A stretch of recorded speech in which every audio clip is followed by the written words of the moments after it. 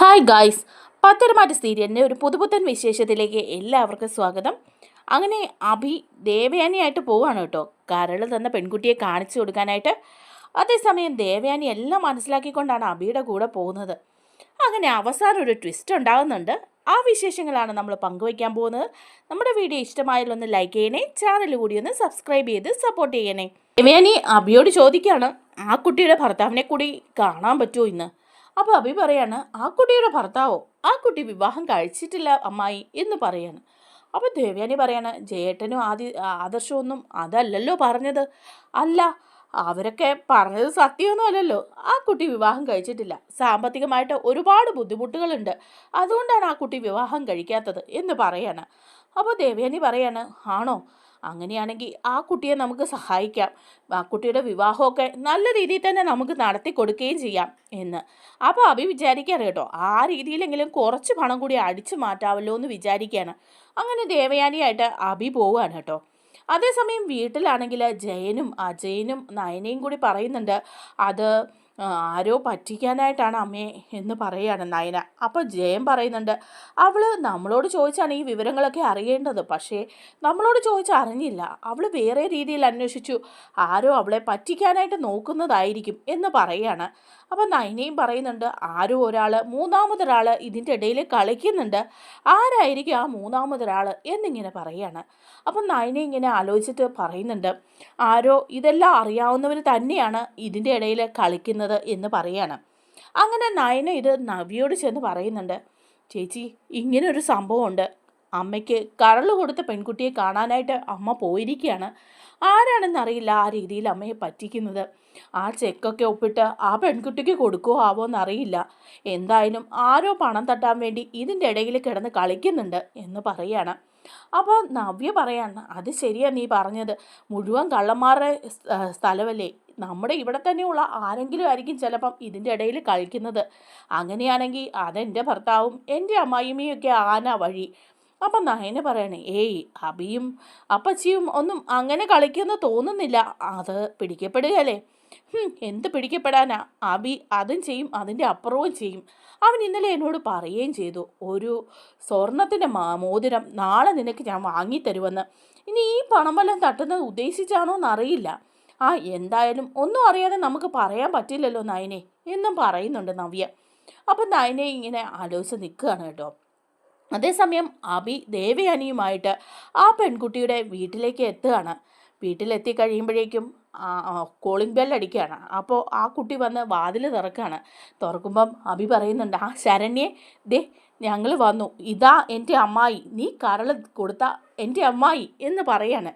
അപ്പം ശരണ്യെ പറയാണ്, വാ നിങ്ങൾ അകത്തേക്ക് വാ, കയറി വാ എന്ന് പറയാണ് കേട്ടോ. അപ്പോൾ ദേവയാനി ചോദിക്കുന്നുണ്ട്, ആ മോളെ നീ എന്നിട്ട് ഈ വിവരമൊന്നും എന്താ എന്നോട് പറയാതിരുന്നത്, നീയാണ് എനിക്ക് കരൾ തന്നതെന്നുള്ള വിവരം എന്താ നീ മറച്ചു വെച്ചത് എന്ന് പറയാണ്. അപ്പോൾ ശരണ്യയുടെ അമ്മ കൂടി അങ്ങോട്ട് വരുന്നുണ്ട് കേട്ടോ. അപ്പോൾ ശരണ്യയുടെ അമ്മ പറയാണ്, ഇതാണോ മോളെ ആ മേഡം, നീ കരൾ കൊടുത്ത മേഡം എന്ന് ചോദിക്കുമ്പോൾ ശരണ്യ പറയുന്നുണ്ട്, അതെ ഇതാമേ എന്ന് പറയുക. അപ്പോൾ ദേവയാനി ചോദിക്കുകയാണ്, നിനക്ക് എന്നെ ഇത് അറിയിക്കാൻ മേലായിരുന്നോ എന്ന് ചോദിക്കുക. അപ്പോഴേക്കും ഉടനെ തന്നെ ശരണ്യെ പറയാണ്, അത് എനിക്ക് അറിയിക്കണമെന്ന് ആഗ്രഹമൊക്കെ ഉണ്ടായിരുന്നു, പിന്നെ എന്താണെന്ന് വെച്ചാൽ അത് എൻ്റെ എത്തിക്സിന് വിപരീതമാണ്. അഭി പലപ്പോഴും എന്നോട് പറഞ്ഞിട്ടുണ്ട്, എപ്പോഴും അമ്മായി ഇങ്ങനെ ചോദിക്കുന്നുണ്ട്, അമ്മായിക്കറിയാൻ ആഗ്രഹമുണ്ടെന്നൊക്കെ, അപ്പോൾ എനിക്കും തോന്നിയതാ അറിയിക്കണമെന്ന്, പിന്നെ ഞാനത് അറിയിക്കാതിരുന്നതാ. മേഡത്തിൻ്റെ ഭർത്താവും മകനുമൊക്കെ മേഡത്തിനെ വന്ന് ഞാൻ കാണണമെന്ന് എന്നോട് പലപ്പോഴും പറയാറുണ്ട്, പക്ഷെ ഞാൻ അവരെയെല്ലാം ഒഴിവാക്കി വിടാറാ ചെയ്യാറ്. കാരണം എന്താണെന്ന് വെച്ചാൽ എനിക്കതിനോടൊന്നും താല്പര്യമില്ല. ഞാൻ ഒരുപാട് സോഷ്യൽ വർക്കൊക്കെ ചെയ്യുന്ന ആളാണ്, അങ്ങനെ സോഷ്യൽ വർക്കിൻ്റെ കൂടെ തന്നെയാണ് ഇതും പോയത്, അതുകൊണ്ടാണ് പുറത്ത് പറയാൻ താല്പര്യമില്ലാത്തത്.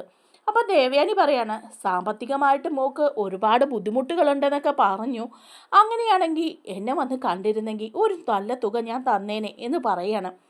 അപ്പോൾ ശരണ്യ പറയുന്നുണ്ട്, അതേ മേഡം, സാമ്പത്തികമായിട്ട് ഞങ്ങൾക്ക് നല്ല ബുദ്ധിമുട്ടുണ്ടെന്ന് മേഡത്തിന് ഇവിടെ വന്ന് കണ്ടപ്പോൾ തന്നെ മനസ്സിലായില്ലേ, പിന്നെ ഞാൻ വരാതിരുന്നത് എൻ്റെ സോഷ്യൽ വർക്കിൻ്റെ ഭാഗമായിട്ടൊക്കെ എനിക്ക് കുറേ കടം വന്നിട്ടുണ്ട്, അതൊക്കെയാണ് ഇത്രയും സാമ്പത്തിക ബുദ്ധിമുട്ടുണ്ടായത് എന്ന് വെച്ച് അങ്ങനെ സോഷ്യൽ വർക്ക് ചെയ്യുന്നതിൻ്റെ ഇടയിൽ പണം വാങ്ങാറില്ല എന്ന് പറയുകയാണ് കേട്ടോ.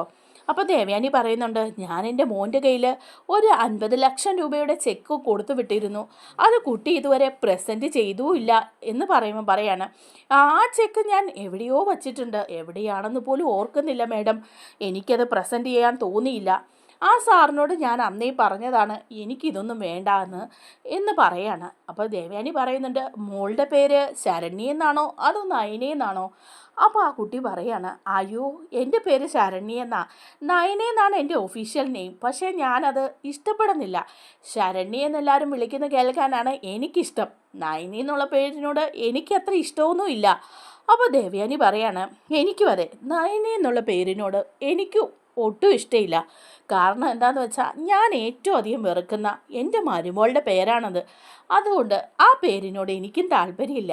ഞാനും കുട്ടിയെ ശരണ്യേന്ന് തന്നെ വിളിച്ചോളാം എന്ന് പറയാണ്. അപ്പോൾ അഭി പറയാണ്, അമ്മായി ഈ കുട്ടിക്ക് ഒരുപാട് സാമ്പത്തിക ബാധ്യതകളുണ്ട്, അമ്മായി എങ്ങനെയെങ്കിലുമൊക്കെ ഈ കുട്ടിയെ കുറേയൊന്ന് സഹായിക്കണം കേട്ടോ. അപ്പോൾ ദേവയാനി പറയാണ്, തീർച്ചയായിട്ടും ഞാൻ സഹായിക്കും. ഇപ്പം ഞാൻ അമ്മായി കൊണ്ടുവന്ന ആ ചെക്കുണ്ടല്ലോ, ആ ചെക്ക് ആ കുട്ടിക്ക് അങ്ങ് കൊടുത്തേരെ, ആ കുട്ടി എത്രയെന്ന് വെച്ചാൽ എഴുതിയെടുക്കട്ടെ എന്ന് പറയാണ്.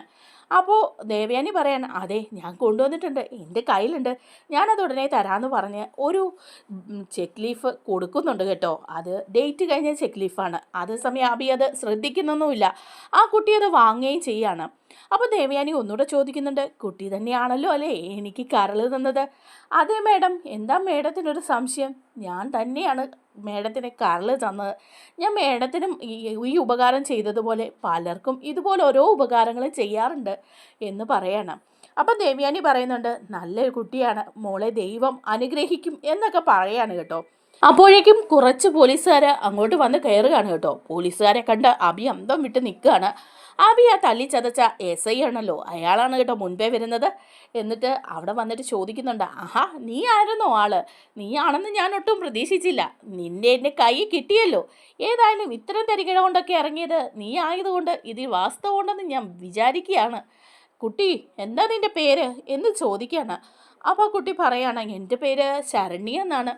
അല്ല, ഇവിടെ ഒരു ആൾമാറാട്ടം നടക്കുന്നുണ്ടെന്ന് പറഞ്ഞു, എന്തോ കള്ളത്തരം ഇവിടെ നടക്കുന്നുണ്ടെന്ന് ഞാൻ അറിഞ്ഞാണ് വന്നത്. ഒരു ഇൻഫോർമേഷൻ വിളിച്ച് പറഞ്ഞിരുന്നു, അതുകൊണ്ടാണ് ഞാൻ നേരെ വന്നത്. ഇവിടെ വന്നത് ഇവനെ കണ്ടപ്പം എനിക്ക് ഉറപ്പായി എന്ന് പറയാണ്. അപ്പോൾ ദേവയാനിയൊക്കെയാണ്, എന്താ സാറേ എന്താ പ്രശ്നം, എന്ത് ഇൻഫർമേഷനാണ് കിട്ടിയത്? അല്ല, മേഡത്തിന് കരൾ തന്നത് ഈ കുട്ടിയാണെന്നല്ലേ പറഞ്ഞത്? അത് ഈ കുട്ടിയാണോ എന്നുള്ള കാര്യത്തിൽ ഒരു സംശയമുണ്ട് എന്ന് പറയുകയാണ്. അപ്പോൾ ദേവയാനി ചോദിക്കുന്നുണ്ട്, ആഹാ ഈ കുട്ടിയാണല്ലോ എനിക്ക് കരൾ തന്നത്, ആണോ മേഡം, ഉറപ്പാണോ? പക്ഷേ ഈ കുട്ടി അങ്ങനെ ഒരു സർജറിക്ക് വിധേയമായിട്ടെന്തെന്ന് തോന്നുന്നില്ല. കുട്ടി ഇതിനു മുമ്പ് സർജറിക്ക് വിധേയമായിട്ടുണ്ടോ? ഈ മേഡത്തിന് കരൾ കൊടുത്തത് കുട്ടി തന്നെയാണോ? എന്തായാലും ഞങ്ങൾ ഇതിൻ്റെ ഡീറ്റെയിൽസൊക്കെ എടുക്കും, അതുകൊണ്ട് സത്യം പറയുന്നതായിരിക്കും നല്ലതെന്ന് പറയണം. അപ്പോൾ പെട്ടെന്ന് തന്നെ ശരണ്യ പറയാണ്, അയ്യോ സാർ, ഞാൻ സർജറി ഒന്നും ചെയ്തിട്ടില്ല, ഞാൻ ഈ മേഡത്തിന് കരൾ കൊടുത്തിട്ടില്ല.